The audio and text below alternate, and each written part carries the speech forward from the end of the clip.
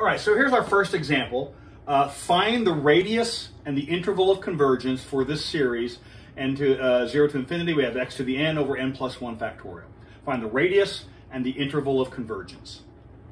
Okay, well, we know this is a power series centered at 0, right? This is x minus 0 quantity to the n.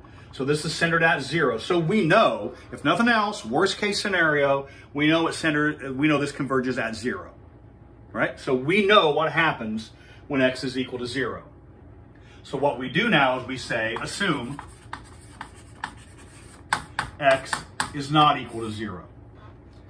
What's going to happen is we're going to pretty soon we're going to divide by x, and we don't want to be dividing by 0, and this guarantees we're not going to be doing that because we know what happens at x equals 0. At x equals 0, this converges because 0 is the center of this series. So assume x is not equal to 0. Okay, wonderful. How do you determine when a series converges if that series involves factorials and exponentials? Remember, the key to that, say, is the ratio test. Anytime you have exponential, now notice, by their very definition, a power series has x raised to the nth power. By their very definition, power series have exponentials, which means power series, to check for the convergence of a power series, you apply the ratio test. To check for the convergence of a power series, you apply the ratio test. Etch it in concrete, put that in your hope chest. That's always going to be the case. To check for the convergence of a power series, use the ratio test. So this converges if we got to find the limit as n goes to infinity, and I need absolute value. In this particular case, there's not. Maybe there is something for the absolute value. This is x to the n plus 1 over, can we write this as n plus 2 factorial? And then this is, here's my dividing by, I don't want to make sure I'm not dividing by 0, and there's no problem with that. So that's x to the n, rather, I'm sorry. And then this is n plus 1 factorial. Okay. So what do we have here? This is the limit.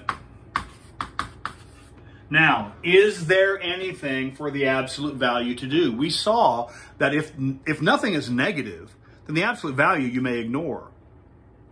But something in this expression might be negative.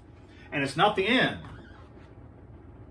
It's the x. Remember, x might be, because potentially x could be any value from all the real number line. Potentially x could be a negative number. Even in an ordinary garden variety, run-of-the-mill geometric series, that could be negative.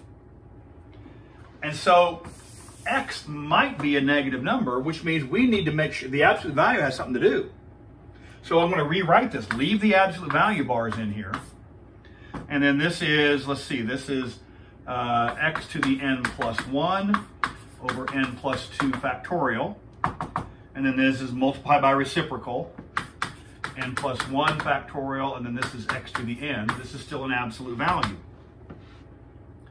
Now what happens? This is the limit as n goes to infinity. This is the absolute value here. When you divide the bases, subtract the exponents. So n plus 1 minus n. This is x to the first in the numerator. And this is n plus 2 times n plus 1. We're familiar with that by now. That cancels here. We're left with n plus 2. But now this is the rub. This is the new part that you need to make sure and understand how to work with. These absolute value bars, the denominator is never negative. The absolute value bars are not needed in the denominator. But this numerator might be negative, and there's a property of absolute value. The absolute value of the fraction is the fraction of the absolute values. So what we may write this, instead of writing absolute value of the whole thing, we may write this, and I'm going to write this one time. Typically, in practice, you leave this step out. In fact, you go directly from here to this step. The x still needs to be an absolute value. The n plus 2 does not. Do you see that? The x still needs to be an absolute value. The n plus 2 does not. Now, I'm going to evaluate this limit. But look, with respect to the limit, the variable of the limit is n. With respect to the limit, x is a constant. The variable is n. And constant multipliers multiply along. So we may write this as, this is absolute value of x times the limit of 1 over n plus 2. And goes to infinity. All right?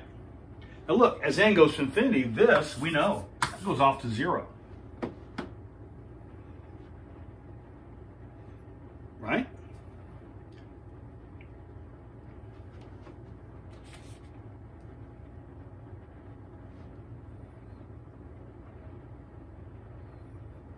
And so this, what is this? Absolute value of x times 0 is equal to 0. So what did we just do? Come on, look at what we just did. We have everything right in front of us. We applied the ratio test to this series. And what we found out is it doesn't matter what value of x you pick. This thing works out to be 0. When does the ratio test indicate convergence? Right? The ratio test indicates convergence.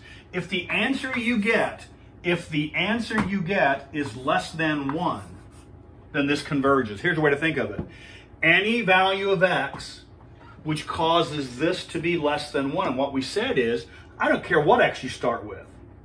We've already thrown out 0. I don't care what x you start with. This thing works out to be less than 1. For all values of x, this is less than 1. For all values of x, the series converges. Anytime you do this computation, you apply the ratio test, and you get a value that is always less than 1. Very often it's going to be 0. 0 is always less than 1. So we could say, therefore, I'm going to run out of space here, therefore, this always converges.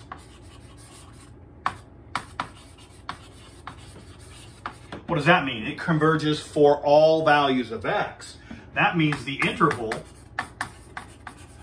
What do we mean by all values of x? That's what we mean by all values of x. If you apply the ratio test and the number you get is a constant less than 1. Notice, limit is as 1 over n plus 2. That goes to 0. 0 times I don't care is 0. Do we see that? Once you factor out this x, because this is a constant multiplier, it comes out front. And you have this limit, that goes to 0. And so we have absolute value of x times 0 is 0. That's always less than 1. Therefore, this always converges. Anytime that occurs, the interval of convergence is the entire real number line, and the radius of convergence is infinity. And we'll go through several examples where this happens, and you'll get used to it.